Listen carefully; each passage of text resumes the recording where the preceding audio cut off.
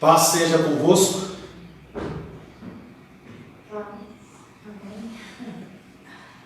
Louvamos, adoramos e bendizemos o Teu santo nome, Senhor, nesta manhã, por mais esse dia de vida que o Senhor nos concede, pelo privilégio de estarmos na Tua casa, seja de forma física, seja de forma virtual.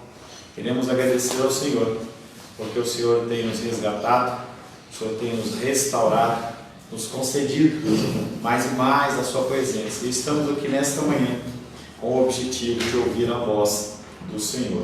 Oremos. Senhor, em nome de Jesus, queremos louvar, adorar e bendizer o Teu nome. Agradecer, Pai, pelo Teu amor, pela Tua graça, pelo Teu cuidado sobre as nossas vidas. Queremos aprender mais do Senhor. Queremos, Pai, ouvir a Tua voz. Por isso pedimos a Ti que o Senhor fale conosco. Peço, Pai, que o Senhor me utilize como instrumento da Tua vontade. Que nesta manhã nós possamos, Pai, realmente ouvir os Teus ensinamentos, nos achegar a Ti e nos assemelharmos ao Teu Filho amado, Jesus Cristo. Louvamos, adoramos e bendizemos o santo nome do Senhor, em nome de Jesus. Amém. Paz seja convosco. Você que está chegando agora, quero saudar você com a paz do nosso Senhor Jesus Cristo. Amém. Tenho repetidamente falado sobre os dias que são maus. A história popular diz que quando você vai cozinhar um caranguejo, uma lagosta, eu nunca vi. Você coloca água fria, coloca o ser dentro da panela e você vai esquentando. E aí, conforme a água vai esquentando, o corpo se adapta e ela acaba morrendo cozida. Se você colocar água quente, ela pula. E o que eu tenho observado é que as pessoas, elas têm se acostumado com os dias maus. Então as notícias, elas cada vez mais elas têm cauterizado os nossos corações e nós temos achado as coisas como normais. Então nós podemos contemplar o cenário da perversidade sexual que ocorre no Brasil e no mundo. Cada vez mais isso fica normal.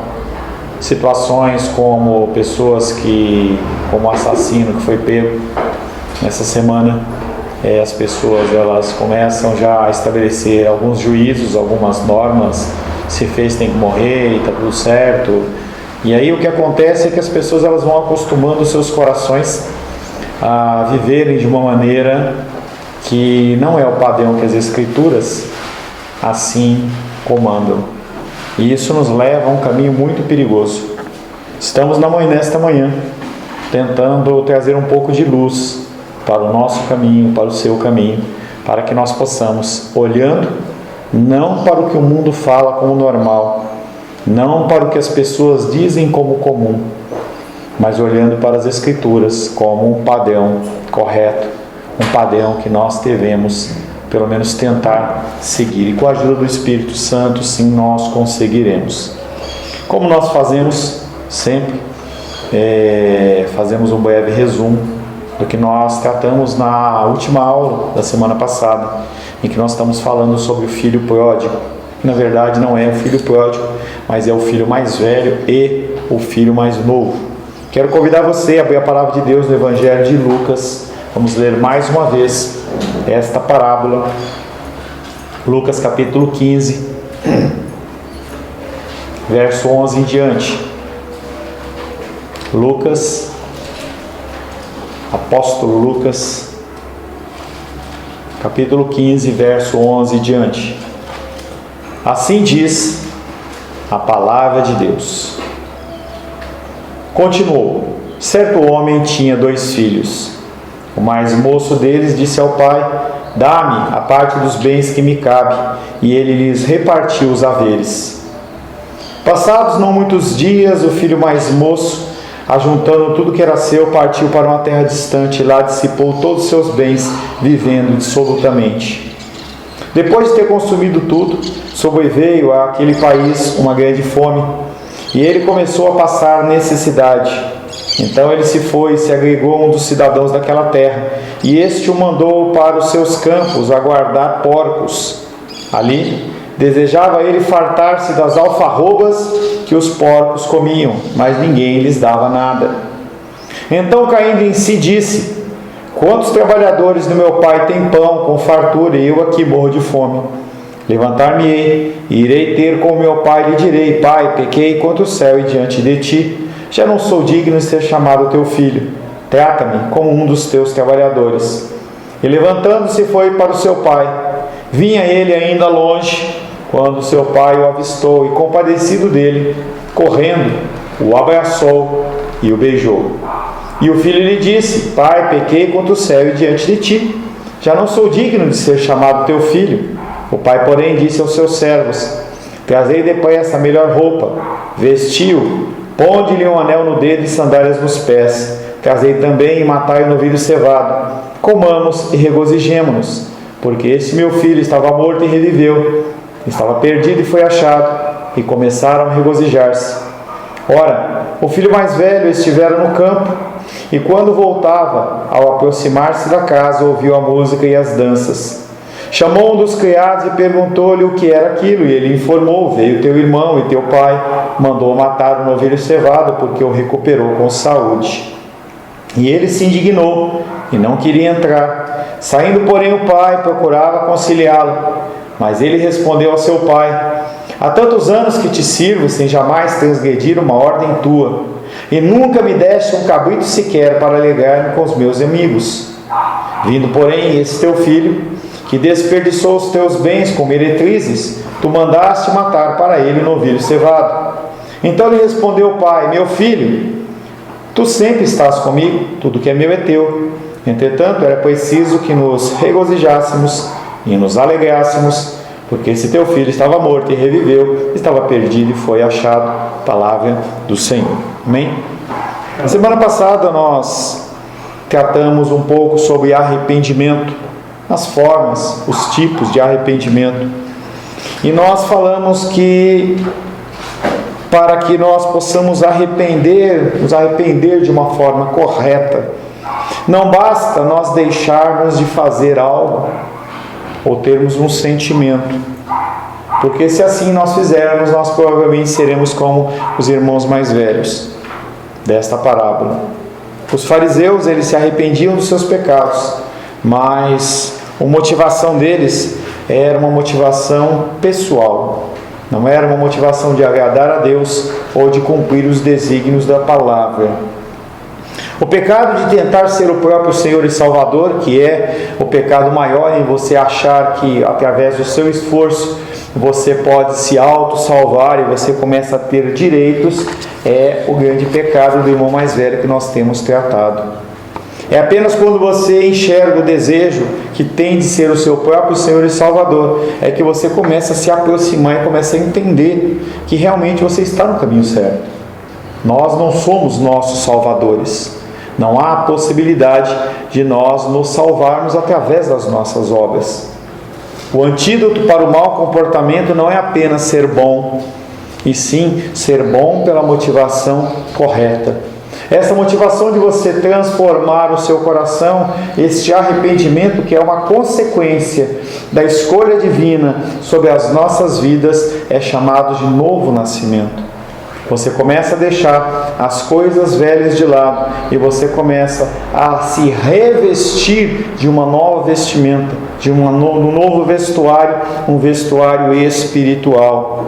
Nós falamos na semana passada também que há, antes desta parábola, a primeira parábola que é da ovelha perdida, em que alguém vai buscar esta ovelha. A segunda parábola, que é a parábola da dracma perdida, alguém vai buscar esta dracma. Mas na terceira parábola é mostrada uma situação diferente, em que ninguém vai atrás desta dracma, dessa pessoa, desta ovelha que é perdida. E nós tratamos claramente que quem deveria ir naquele caso era o irmão mais velho, não o pai. E o irmão mais velho, ele não age desta maneira. Citamos inclusive a situação de Caim e Abel, em que naquela situação Deus pergunta para ele: onde está o teu irmão? Ele tinha acabado de matar o seu irmão. Deus sabia o que tinha acontecido, mas ele não mostra nenhum tipo de arrependimento. E ele, pelo contrário, ele responde até grosseiramente ao Senhor, dizendo: por acaso eu sou o cuidador do meu irmão?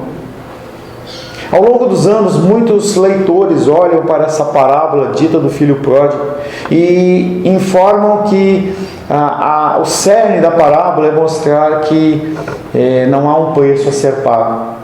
Então a pessoa ela se arrepende e não há nada a acontecer.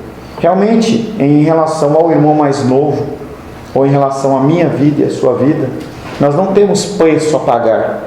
Muitos pastores falam, você tem que pagar um preço. Não há preço a ser pago. O preço ele já foi pago.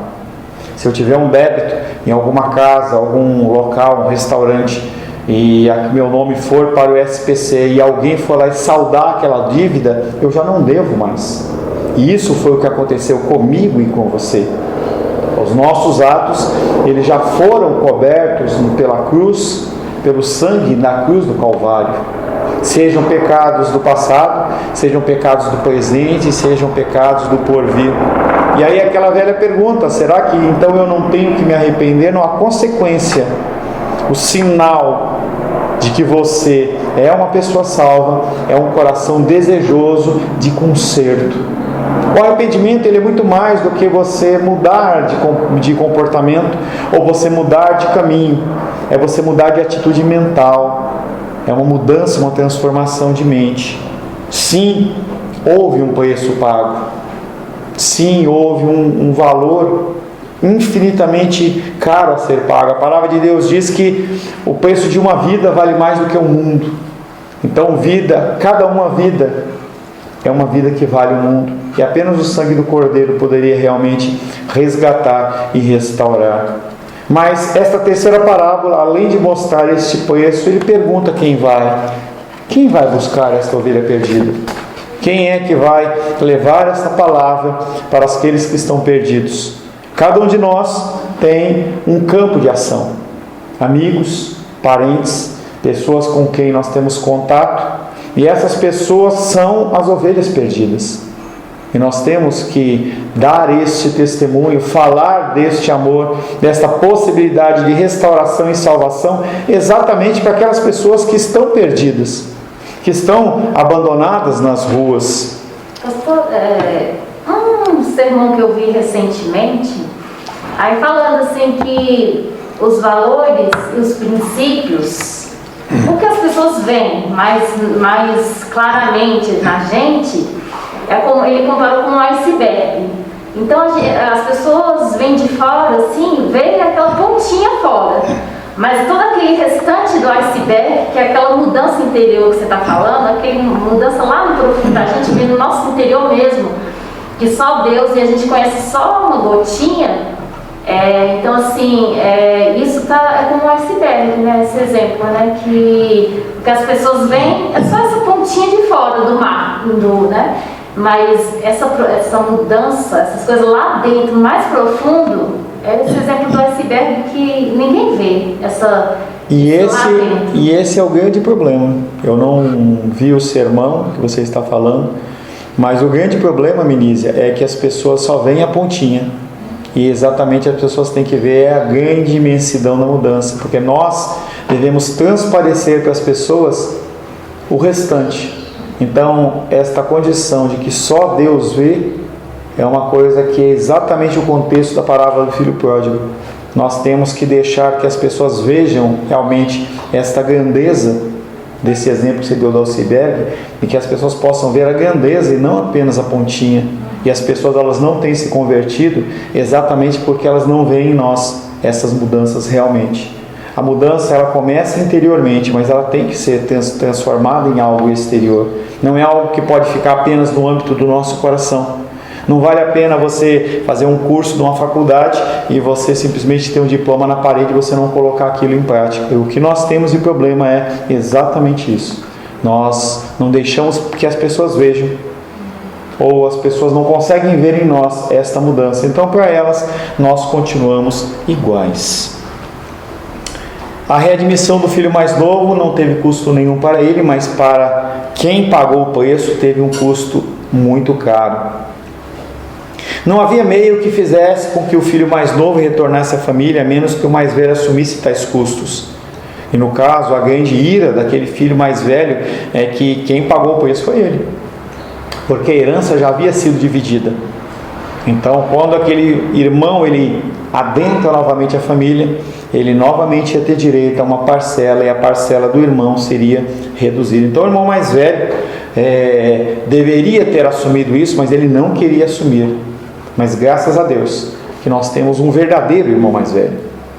Um irmão mais velho que não depende de pessoas humanas, mas um irmão mais velho que morreu na cruz por nós. E através do seu sangue vertido na cruz do Calvário, nosso preço foi pago.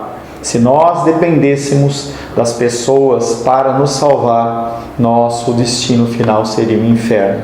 Porque as pessoas, na sua totalidade, não na sua maioria, na sua totalidade, com exceção única e exclusiva do Senhor Jesus Cristo, pensamos apenas em nós mesmos. As nossas ações, elas são reputadas pelo Senhor como tratos de imundícia, que são os panos da menstruação da mulher, num calor de 45 graus, aquela coisa que é uma coisa imunda. Então, quando Deus olha os melhores atos que nós possamos ter de bondade, Ele reputa como trapos de imundícia. Então, nós precisávamos sim de um irmão mais velho, que era quem iria nos resgatar. Como o coração pode ser transformado? Como o nosso coração ele pode começar a gerar bons frutos? Primeira coisa é que nós temos que ter um entendimento do custo que isso valeu. Então, uma das grandes lições que nós como pais ensinamos para os nossos filhos e que os nossos pais ensinaram para nós é dar valor às coisas. Porque a criança, quando ela nasce e ela começa a conviver com os pais, ela não entende o peso e o valor do trabalho. Então, muitas vezes as crianças, você fala, mas eu não tenho dinheiro para isso, e a criança fala assim, passa o cheque, passa o cartão, porque ela não entende que depois, no fim do mês, vai ter uma conta a ser paga. Então, a primeira coisa que nós temos que entender e curvar o nosso coração é realmente no entendimento do preço do que foi pago pelo nós, o sacrifício que realmente foi feito para que eu e você pudéssemos ter vida. O nosso Jesus, o nosso irmão mais velho, ele deixou a infinitude e imensidão do seu ser, ele se despojou de toda a sua glória para que ele pudesse nos alcançar. É algo que é difícil, mas a compreensão dessa ação de Deus, de Jesus Cristo, ela deve iniciar em nós um processo de transformação. E aí nós vamos começar a olhar para a condição do prazer, da presença do Senhor, como a obrigação, como uma coisa só. Nós temos que começar a olhar para as coisas de Deus, não como uma obrigação, como um prazer. Quando você chega a se assentar perante uma refeição de algo que você tem alegria, um prato preferido, você come aquela comida com muita alegria e com muito prazer. E nós temos que começar a olhar para as coisas do Senhor da mesma maneira. Se você não comer, você morre. E você tem a obrigação de se alimentar. Mas com o passar do tempo, você começa a olhar para o alimento não como uma obrigação, mas como um prazer. Você só olha para o alimento como uma obrigação quando você está doente. Em que as pessoas olham para você e falam, você tem que comer. E você fala, eu não estou com fome. Quando nós não queremos nos alimentar da palavra do Senhor, nós estamos doentes. Nós estamos enfermos. Jamais deixaremos de ser irmãos mais novos ou irmãos mais velhos enquanto não reconhecermos essa necessidade do Senhor. Sim? Essa questão do doente, e o remédio é você voltar para a palavra, né? Com não certeza. É se afastar. Mas é aí que está. Quando você fica doente espiritualmente, a tendência sua é não querer ser confrontado. Então, aparentemente, é muito mais fácil você se afastar de Deus no momento de dificuldade, de enfermidade emocional ou espiritual. Porque a palavra, em especial para os filhos, ela confronta. E as pessoas, elas não querem isso. Então, muitas pessoas, elas vêm a mim e falam, pô pastor, eu estou passando tal situação. E você começa a trazer o remédio, trazer o medicamento. E a pessoa deve pensar, poxa, de novo isso. Mas essa é a solução. Então a pessoa ela não quer. As pessoas da igreja, do Brasil, do mundo hoje, elas não querem ouvir que elas precisam de um remédio. Elas querem uma solução fácil. E não existe uma solução fácil. E se não houver conversão, o destino dessas pessoas é a morte. A morte. Muitas pessoas ligam para mim e falam: pastor, eu estou com esse problema. E eu volto com o mesmo medicamento. Fala: vamos voltar para a igreja? Vamos voltar a ler a palavra? Vamos tentar, vamos fazer. Mas aí a pessoa, quando melhora um pouquinho, acontece alguma coisa que agrada, ela simplesmente abandona de novo. Então essa montanha russa espiritual é algo que vem destruindo o coração dos cristãos. O afastamento da igreja é algo que destrói os cristãos. Mas pastor, eu fui batizado, já fui líder de jovens, de louvor, fiz isso, fiz aquilo outro. Coisas do passado. Apenas uma fumaça que ficou no passado. Algo que a pessoa se apega, ela olha, mas que não faz mais nenhum tipo de efeito. Entrando num novo módulo, nós temos que falar desta necessidade. Então, nesse ponto, exatamente que você falou, Menízia, nós entramos numa condição de que a pessoa ela tem que sentir saudade daquilo. Ela tem que sentir desejo. Então, eu posso e eu faço isso. Vamos ler, vamos orar, vamos nos encontrar, venha para a igreja, venha ouvir uma palavra. Mas enquanto o Senhor não tocar no coração e a pessoa ela sentir no seu coração o desejo real, ela não vai fazer nada. E o título desse capítulo, digamos assim, é a saudade de casa. É algo que bate no nosso coração. E dentro do meio secular, do meio natural nosso, também tem influências. É importante ler a parábola contada por Jesus em Lucas capítulo 15, verso 11 a 32, de uma maneira mais ampla, de uma maneira geral. Se lermos a narrativa sob a luz do tema recorrente na Bíblia, do exílio e da volta para casa, podemos compreender que Jesus nos deu mais que um relato tocante de uma redenção individual. Então, o que Jesus Cristo está falando é de um retorno para casa. Ele está falando de uma mudança de coração e um retorno a um caminho que lá em Apocalipse diz que nós temos que retornar ao primeiro amor. Aquele desejo, aquela vontade, aquele prazer, aquela alegria. Não porque você vai ser satisfeito. A igreja não está para satisfazer desejos. Você vai, talvez, num parque de diversões para você satisfazer os seus desejos. Eu estou com vontade de comer um algodão doce. Eu estou com vontade de comer um hot dog. Eu estou com vontade de brincar aqui no carrinho bate-bate. A igreja não é essa, não é isso. A igreja tem uma outra finalidade. Ele, Jesus, reconta a história da toda a raça humana nessa parábola do filho pródigo.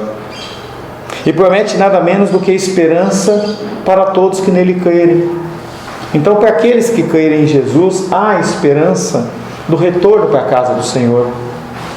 Há aquela casa na qual nós fomos gerados. Na parábola de Jesus, o filho mais novo parte para uma região distante, esperando uma vida melhor, mas acaba frustrado.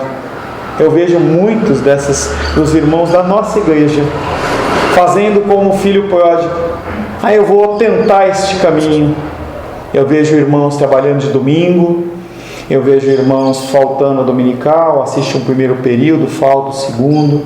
Essa facilidade de você ter a internet em casa, em vez de trazer algo para acrescentar, parece que para alguns traz uma desculpa. O culto gravado, eu posso assistir depois. Falava com uma pessoa ontem e ela: estou desigrejado. Mas como é isso? Não, mas eu assisto um culto aqui, assisto um culto ali. Isso não é igreja. Assistir um culto em diversos lugares não é igreja. Igreja é você ter alguém com quem você presta contas. Igreja é comunhão entre os irmãos. Mesmo de forma virtual, é você fazer um comentário lá no Facebook, fazer um comentário no YouTube, é você se pronunciar: eu estou aqui. É comunhão, isso é igreja. A palavra casa, ela exerce uma grande influência sobre a vida humana. E Jesus Cristo, ele fala desse sentimento de saudades da casa. E o homem, o rapaz, o menino, ele fala, eu tenho saudades da comida que tinha na casa do meu pai, dos trabalhadores que tinham pão. Ele tinha saudade. Os cidadãos norte-americanos, eles, nascidos em outros países, gastam milhões de dólares para visitar as suas regiões.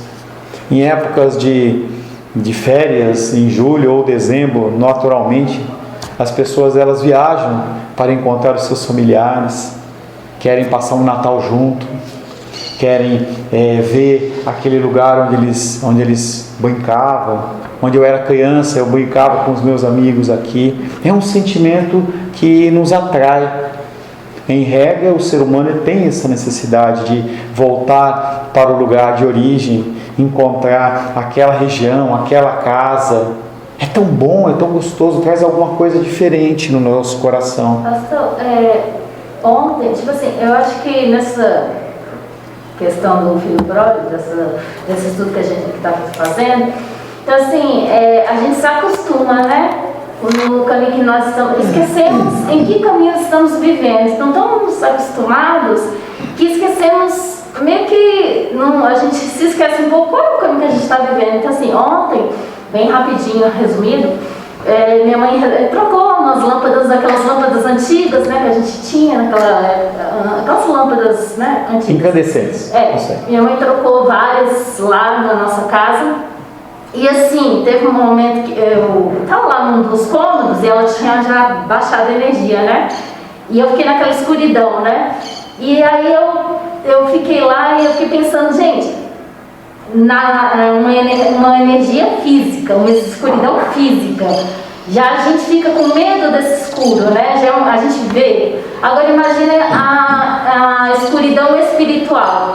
Então assim, se a gente voltar nesse estudo que a gente está fazendo, voltar a lembrar da nossa conversão, sol e trevas. Eu quero trocar o sol pelas trevas, voltar àquela escuridão. Olha, a gente vê esse dia de sol e trevas, é muito melhor o sol, né? Então eu acho assim, a gente esquece, né? Então assim, qual é o melhor, sol ou escuridão? Não tem assim, se você comparação. Pensar, exatamente, é isso, concluí. Mas aí que tá, o problema, Menise, é que você sentiu este escuro porque alguém apagou a luz. Se a luz ela fosse se esvaindo aos poucos, você ia se acostumar, que é exatamente o que acontece com as pessoas. A pessoa ela não está fervorosa na igreja num momento e no outro momento ela está totalmente afastada. Ela vai se afastando, que é o exemplo que eu dei para você do caranguejo ou da lagosta que é feita na água. Então a pessoa ela não percebe esta mudança deste sol maravilhoso para uma treva absoluta, que foi o que aconteceu. A tua mamãe foi apagar as luzes para poder trocar as lâmpadas lá, e aí naquele momento você se viu no escuro.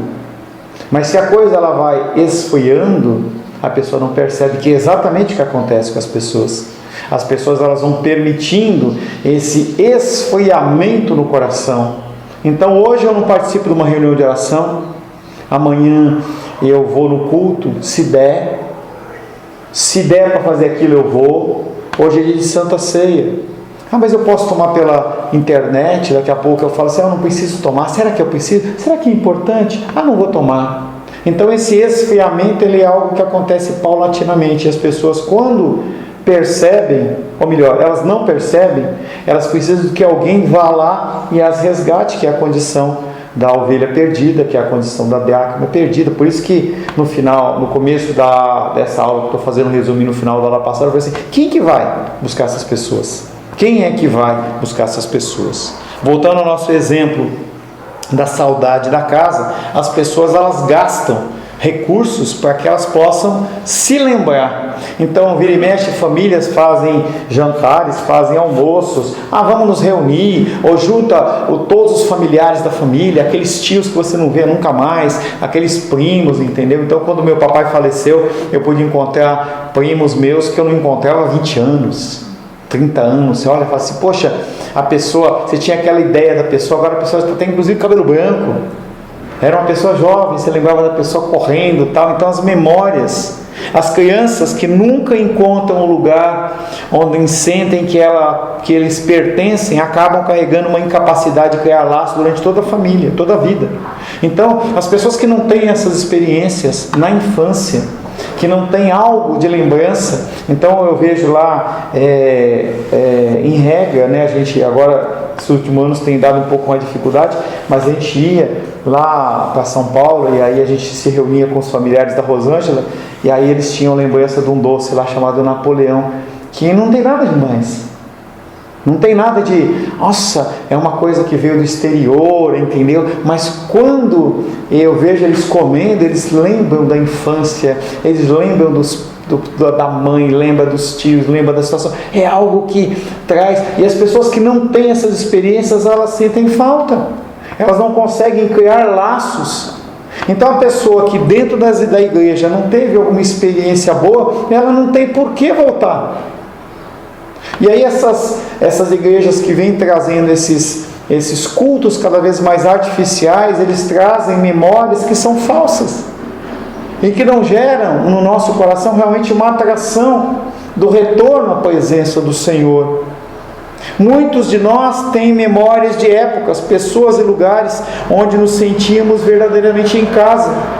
Então, a minha vida, eu estava conversando com o Felipe outro dia, falando sobre aparelho de som, sobre algumas coisas tal, falando sobre quando eu tinha a idade dele. Ele falou: pastor, eu não consigo ver você nesse quadro que você estava falando. Eu estava mexendo lá, achei umas fotos, eu lembrei, eu pegava à noite, entendeu? Eu falei assim, poxa, parece que as pessoas elas já nasceram naquele formato, né? Então o pastor Paulo ele já nasceu naquele formato, é aquele que seca a sua séria, aquela pessoa que exorta, aquela pessoa, não, eu era uma outra pessoa. E nós temos lembranças de outras épocas. Essas lembranças elas são importantes para nós. Lembranças de épocas, de pessoas, de lugares, de coisas. A casa, portanto, é um conceito poderoso, ainda que difícil de explicação. Como que eu vou explicar um lugar que faz com que nós nos sintamos em casa, né? Os fortes sentimentos que cercam esse conceito da casa revelam uma profunda saudade dentro de nós por um lugar perfeito que nos abriga, onde podemos ser ou talvez encontrar o verdadeiro eu interior. Quem eu sou realmente? Onde eu não preciso esconder quem eu sou. Onde eu posso dar risada se eu quiser, onde eu posso chorar se eu quiser. É um local em que nós nos sentimos abrigados. Apesar disso, parece que nenhum lugar real ou nenhuma família jamais conseguirá satisfazer esses anseios, ainda que algumas situações cheguem bem perto. Então, quando nós pensamos nessas memórias que nós temos, quando nós vamos num lugar, às vezes a gente se frustra. Não é mais aquele lugar. Então eu tenho, por exemplo, uma memória quando eu morava, não lembro se era Asa Norte, Asa Sul, quando eu tinha, 7, 8 anos de idade, 6 anos de idade, e eu lembro que as pessoas cortavam a grama, não haviam tantos prédios, e aí eu descia, e eles cortavam a grama, e ficava aquele monte de grama, e a gente fazia um buraco no meio lá, e fazia um forte para jogar, brincar com guerra de mamona. Mesmo que eu vá naquele lugar, com aquela memória, eu já não consigo mais ver mais aquilo, porque aquilo não existe mais. Aquilo está sendo somente no meu coração. A memória do lar também parece ser evocada de forma poderosa por meio de certas passagens, sons e até mesmo cheiros. Então, as pessoas têm uma fixação com o café, por exemplo, e eu não gosto nem do cheiro. Aí, toda vez que a Rayane posta com a foto de café lá, eu vou lá e cutuco ela, falo, não gosto nem do cheiro. Aí ela perguntou para mim, estava vendo aqueles do culto, mas por que é tão bom?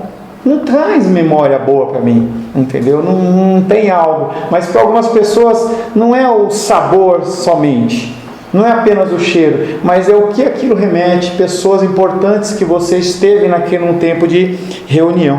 Eu vi um sermão, assim, que falando assim, o pregador, ele tinha há muitos anos viajado para o exterior, assim, vivido um tempo na Inglaterra, passou muitos anos lá, conheceu muita gente. E aí, depois de muitos anos, ele estava em outro país e tal. E aí, de repente, ele estava no elevador e de uma hora para outra, toda aquela memória, a vida que ele viveu lá na Inglaterra, muitos anos, muitos amigos, veio de repente, como se ele tivesse vivendo aquilo na hora.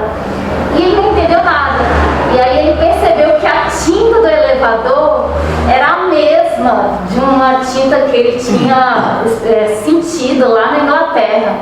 Então ele falando isso no sermão, olha como a nossa memória funciona. A tinta do elevador, né, era a mesma tinta de ele sentiu em algum momento lá na Inglaterra, fez voltar toda aquela memória que ele viveu na Inglaterra. Muitas das pessoas de um outro lado contam como o Natal lhes são decepcionantes, porque a pessoa ela tem na memória algo como perfeito, dentro daqueles padrões, e quando ela tenta reviver aquilo, ela não consegue.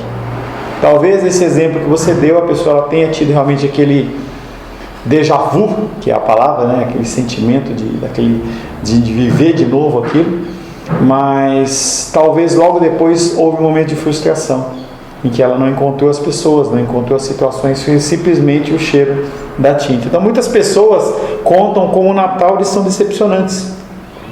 Elas se preparam para o feriado com a esperança que finalmente neste ano a reunião da família daquele lugar especial irá devolver a experiência do aconchego, de alegria, do conforto, do amor que tanto esperam. Então nós criamos expectativas. A saudade é boa, a memória ela é boa, mas nós não podemos criar expectativas em relação a isso, porque as pessoas elas têm mudanças e transformações. Sim, Seba? No caso, esse contexto se fala muito em saudosismo. E o saudosismo, ele gera renovo espiritual? Depende, tá? É aquilo que eu ia começar a falar. Se você pensar no saudosismo, que é algo reputado como algo não positivo, e você se mantiver na saudade e não no saudosismo, pode ser algo positivo no sentido de te impulsionar a buscar novamente aquilo de uma maneira positiva. Então, um exemplo de saudosismo. Quando os judeus eles voltaram do cativeiro e reconstruíram o templo, a palavra de Deus diz que aqueles homens, quando viram o templo reconstruído, sem aquela glória, sem o ouro, sem aqueles escudos de ouro, sem tudo aquilo que tinha sido levado para a Babilônia, uma coisa muito mais simples, eles choraram. Então aquilo foi saudosismo. Mas aí a palavra de Deus vem e fala: a glória da segunda casa será maior do que a primeira. Então, apesar de eu ter algo na minha mente em que eu lembro como foi, eu não fico preso naquele passado, mas eu uso isso como uma força motriz para gerar um novo futuro. Aí é positivo. Nós, como cristãos, passamos por algumas igrejas, já tivemos alguns tipos de experiências. E aí eu vejo as pessoas assim: eu sou de tal igreja até morrer, eu faço tal. Não tem que ter esse tipo de coisa. Mas nós temos que lembrar as coisas que são positivas e nos dar energia e força para poder gerar uma coisa nova. E nós podemos fazer isso com todo tipo de sentimento, seja ira, seja indignação, seja ódio, o que quer que seja. Nós temos que usar esses elementos de uma maneira que gere coisas positivas, que é exatamente o que Deus faz. Então nós temos o impulso, é pegar o tranco. Então o que Deus faz? Tem um revés na minha vida e na sua vida. O que vai acontecer? Que você vai fazer com aquilo? Então eu tinha, por exemplo, a titia conosco. Ela era uma mantenedora nossa, nos ajudava financeiramente tremendamente, e de uma hora para outra aquilo sumiu. O que eu vou fazer? O que a minha família vai fazer? O que isso vai gerar? Pode gerar uma implosão, ou pode gerar uma explosão. E graças a Deus tem gerado algo positivo. Nós temos buscado outras formas. A Rô tem se desenvolvido lá no negócio dela, tem tido planos. Eu tenho buscado outras alternativas para não ser pesado a igreja. Então isso transforma uma coisa positiva. Mas pode ser uma coisa implosiva? Pode. Covid. Recursos. O que eu vou fazer com isso? Eu vou implodir ou vou me reinventar? Eu falei isso com muitas pessoas na igreja. Nós temos que nos reinventar. Reinventar não é trabalhar de domingo. Reinventar não é trocar um culto por R$20, R$30. Reinventar não é você deixar de participar dos cultos da igreja. Mas se eu não posso, eu uso uma internet. Mas se eu posso, eu venho presencial. Eu sei do peso de, por exemplo, o pessoal, por exemplo, o Alice, que é o que mora mais longe, ele vir de lá, de cidade ocidental para cá, 50 quilômetros, ele vai gastar num fim de semana mais, em torno de mais de 100 reais. Dentro do orçamento dele, é algo que é pesado. Mas ele vai fazer o quê? Se abandonar a igreja, ou ele vai tentar se reinventar? E esse impulso, ele pode fazer com que você tome decisões erradas, ou decisões boas.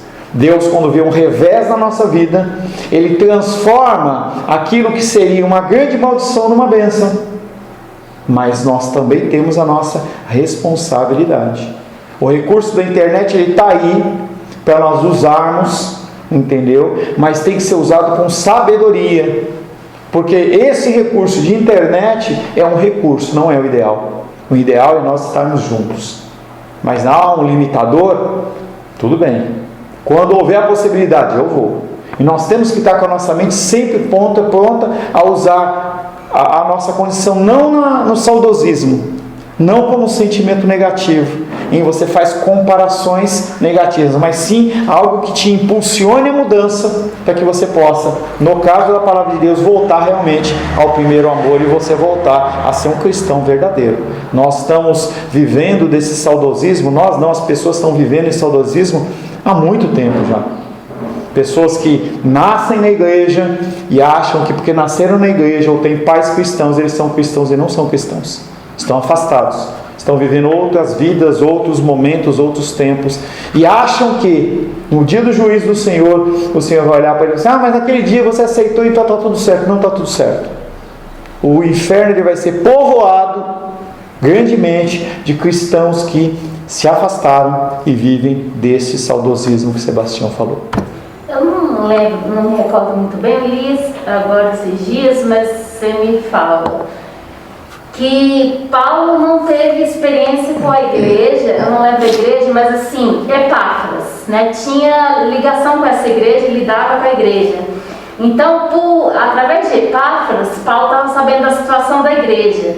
E a igreja estava sendo confrontada com falsos ensinamentos e ficando balançada diante desses falsos ensinamentos. Aí Paulo entrou na história preocupado com essa igreja. Aí eu não... Mas assim, não é essa igreja, todas as igrejas. A igreja da Galácia estava com esse problema, a igreja de Corinto estava com esse problema, a igreja de Éfeso estava com esse problema, de Filipos estava com esse problema. Todas as igrejas, elas têm esse problema. Entendeu? E as cartas paulinas, como as de Tiago, de João, de Pedro, todas elas vêm exatamente trazendo exortação e esperança. Exortação e esperança. Exortação. A palavra de Deus tem esse cunho. Mostra o que está errado e traz a esperança. Que não é você que trabalha, não é você que tem que fazer. Deus, Ele te dá essa capacitação, mas eu tenho a minha responsabilidade de fazer a minha parte. Nosso pequeno intervalo. Vamos dar o nosso intervalo de 15 minutos. São 10h30, das 10h45 estaremos retornando para dar continuidade nesse estudo. Saudade sim, saudosismo não. Deus te abençoe.